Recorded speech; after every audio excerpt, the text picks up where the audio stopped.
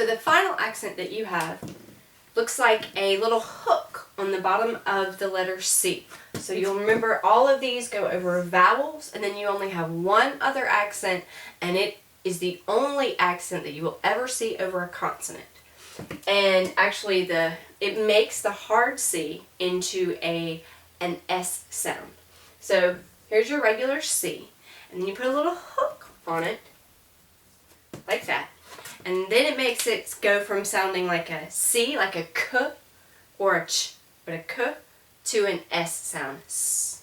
So you can think of it, it makes the hard C sound like an S, like in the word consonant. So you have both of those sounds.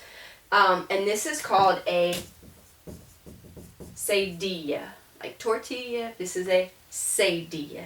And the purpose of this is that, for instance, you'll have the word in English, you have the word, well, is that pronounced kitty or city? You know it's pronounced city because the I makes the C sound soft, the S sound. Well, in French, different vowels are going to affect that.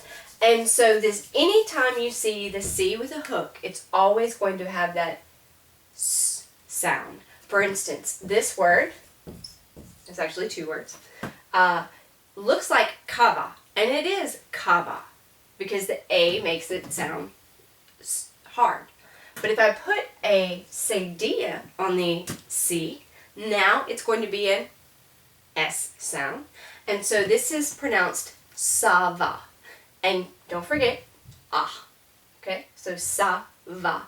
And ça va means literally it goes. And so like if you ever pass somebody in the hall or whatever and you say, hey man, how's it going? Well, that's basically what the French are doing with this. They're asking how it's going. And so when I teach you pronunciation, I will always put the pronunciation in a bracket. Okay, and you will see this in dictionaries. When you look in a dictionary, the very first thing you see beside a word are the little brackets, and it's got all these strange symbols in there. That's the International Phonetic Alphabet. I'm not going to teach you the International Phonetic Alphabet because I'm just going to stick with French. So what I will do when I'm teaching you pronunciation, in the bracket I will have the word written as though you were reading it with English spelling. And it's going to be spelled the way it sounds. So, ça va. Okay, and that's English, and I'm spelling it like it sounds. Okay, ça va. It's in the brackets, so that don't confuse the spelling and the pronunciation. Those brackets will tip you off. So, ça va means it goes. And it can be phrased as a question and a statement. So, if somebody says ça va, and the other person can say, ça va. In other words, it's going? Yes, it's going. Ça va? Ça va. Okay? So, so your accent marks once again, aigu, grave, treme, circonflexe, and cedilla. Remember, that makes the hard C into an S sound. Now, the other accent marks actually do change the pronunciation on words just a little bit. For instance, the aigu, okay?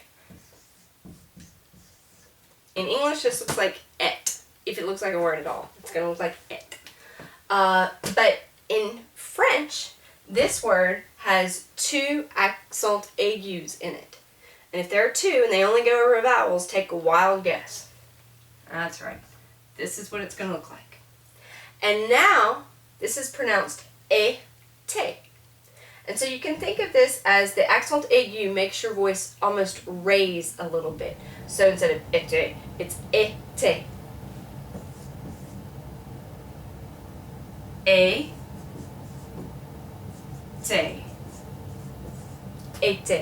And it brings it up just a bit. Now the grave is going to kind of do the opposite. It's going to make it go down a little bit. So in the word mère,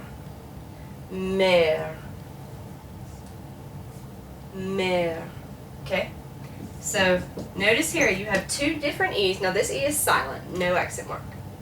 This is an accent grave, and it's going to make it sound like it's going down a little bit. So, mer. Notice my mouth stays almost closed. Mer. Okay?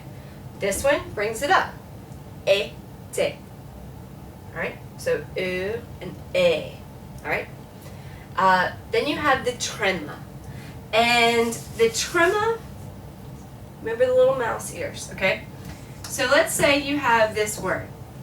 Now, some people may say that this word is a name, and it is a name, but you'll hear that no, and that's how that is. But then you're also going, but wait a minute, I've seen that word referred to Christmas before, and they didn't pronounce it no, they pronounced it Noel.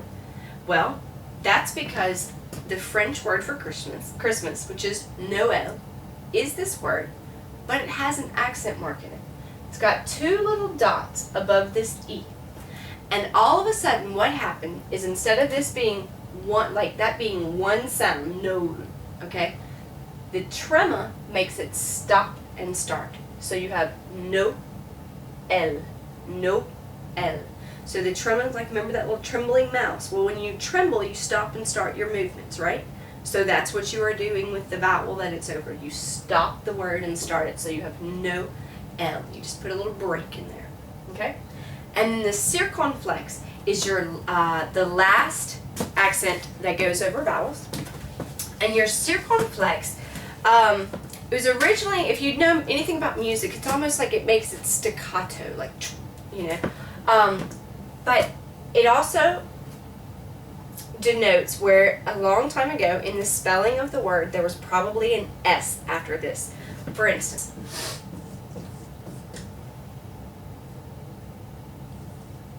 hostel.